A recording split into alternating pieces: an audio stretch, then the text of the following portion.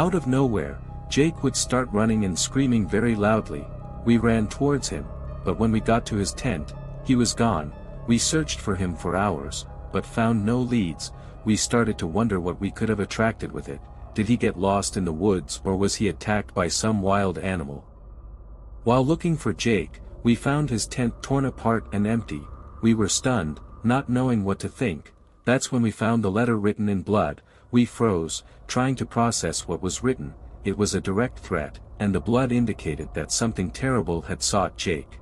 That night was the most terrifying of all. We tried to stay awake to keep an eye on the area. Jake appeared, but he wasn't the same person we knew before. He looked traumatized, his breathing labored and eyes wide as if he'd seen something horrible. He was shaking non-stop, and I could feel the claw marks on his face as he carried him on his back.